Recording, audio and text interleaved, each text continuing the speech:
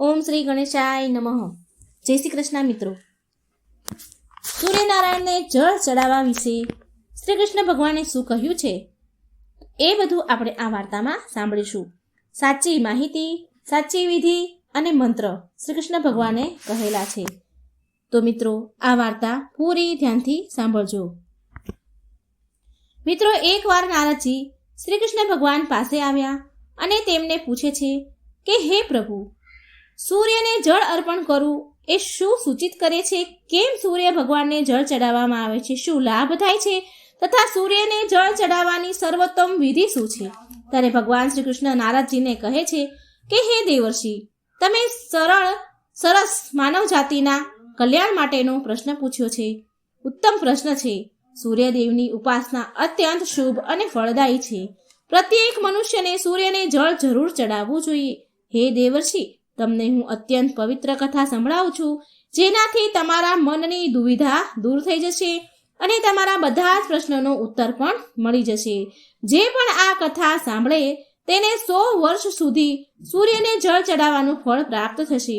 માટે આ કથા તમે પૂરા ધ્યાનથી સાંભળજો. મિત્રો, ભગવાન શ્રી કૃષ્ણએ સૂર્યદેવને મહિમાનું વર્ણન કરતા નારદજીને એક અત્યંત પવિત્ર કથા સંભળાવી.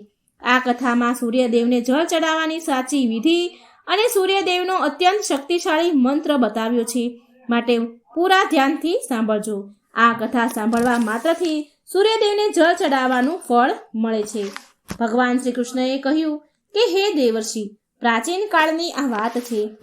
દક્ષિણ દેશમાં એક અત્યંત સુંદર એક નગરી હતી. એ નગરીમાં દેવ શર્મા નામનો એક બ્રાહ્મણ કલાવતી નામની તેની પત્ની સાથે રહેતો હતો.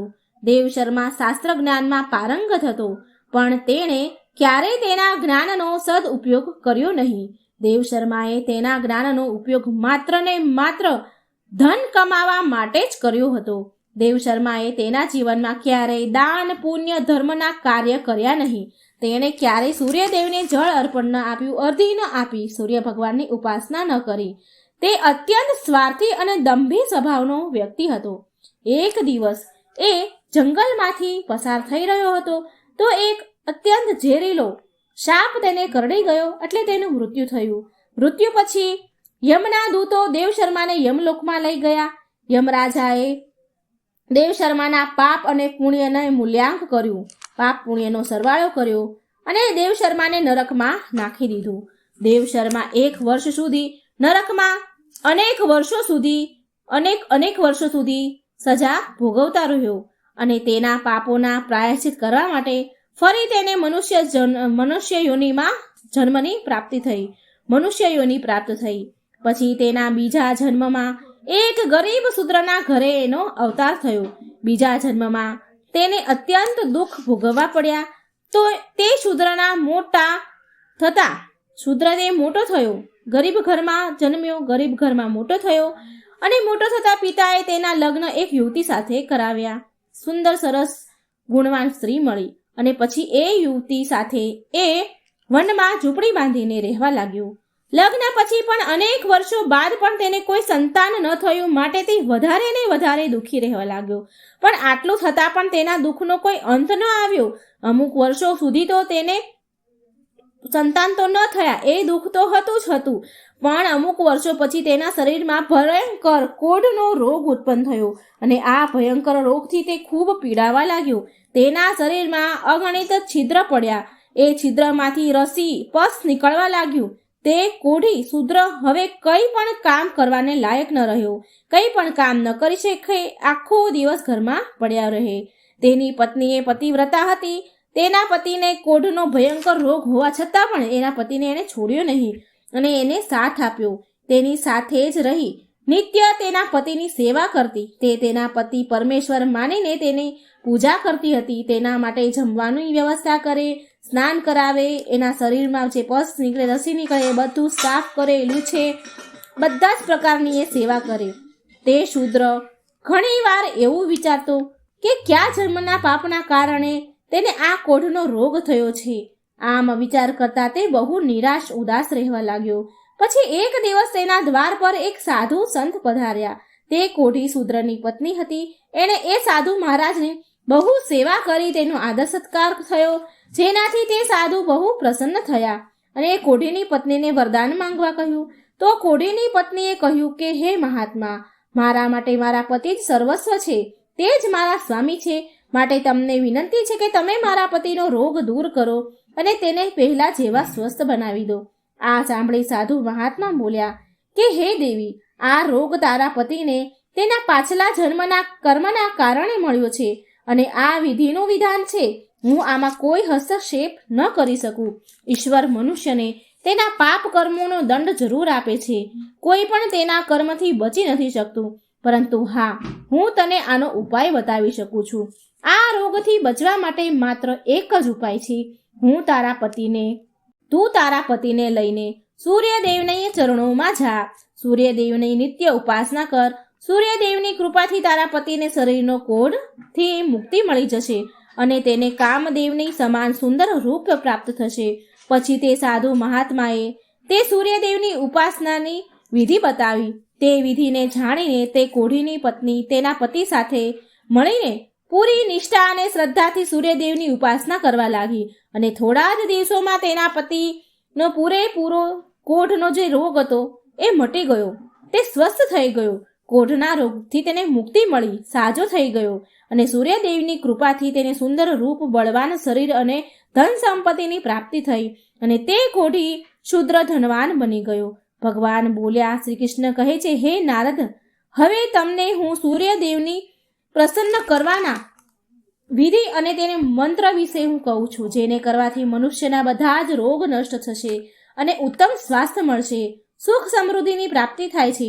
ભગવાન શ્રી કૃષ્ણ બોલ્યા, હે નારદ, રોજ સૂર્યદેવને જળ ચડાવવાનો એક એવો નિયમ છે જે મનુષ્યના જીવનમાં બહુ મોટો બદલાવ લાવી શકે છે. સૂર્યદેવની શક્તિ એટલી અલૌકિક છે કે એના વિના આ પૂરી ધરતીનું ઉથલ પાથલ થઈ જાય.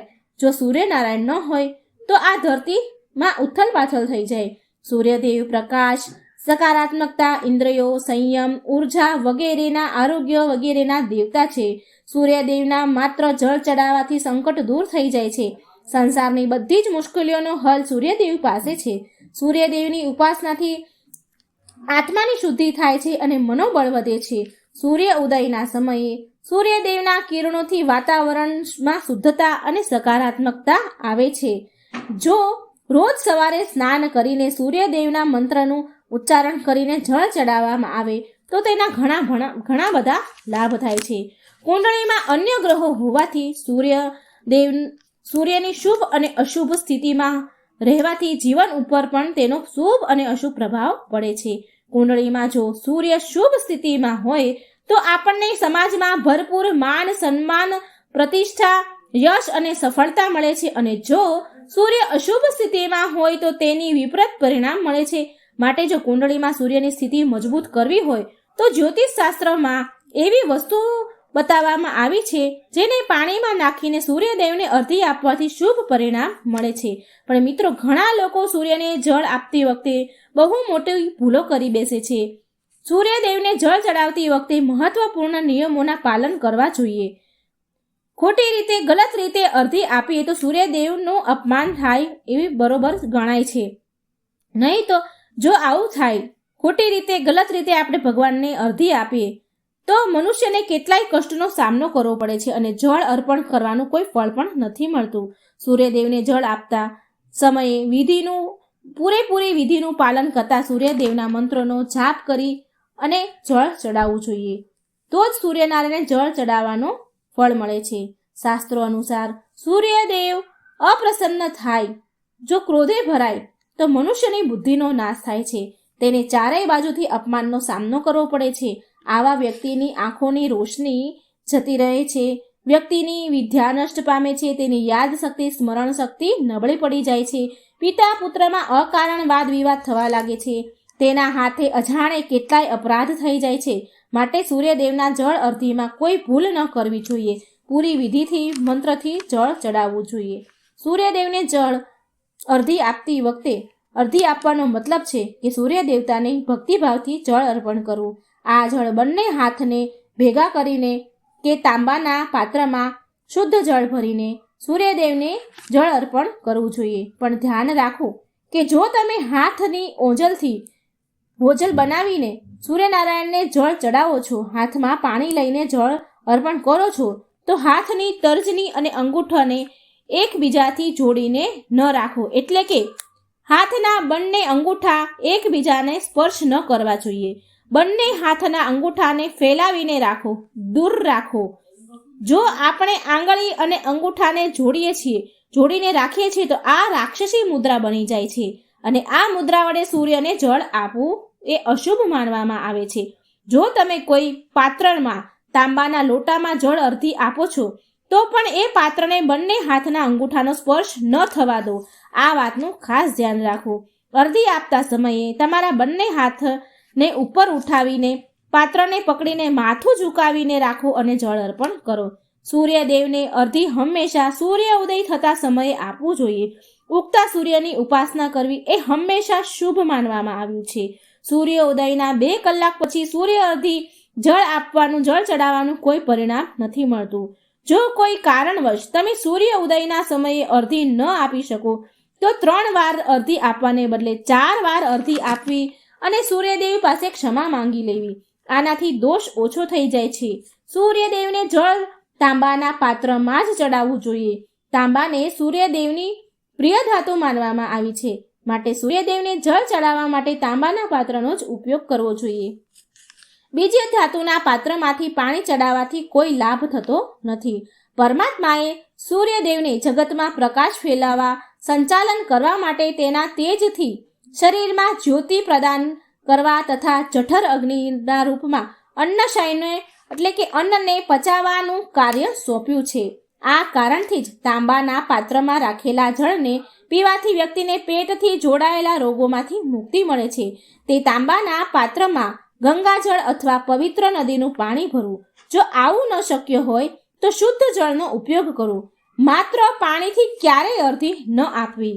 જળના પાત્રમાં જળ સાથે મુખ્ય રૂપથી કોઈ પણ લાલ ફૂલ, લાલ ચંદન અને અક્ષત જરૂર નાખવા જોઈએ. તમે ઈચ્છો તો આ જળમાં થોડું ઘી, મધ, દૂધ અથવા ગોળ પણ મિલાવી શકો છો.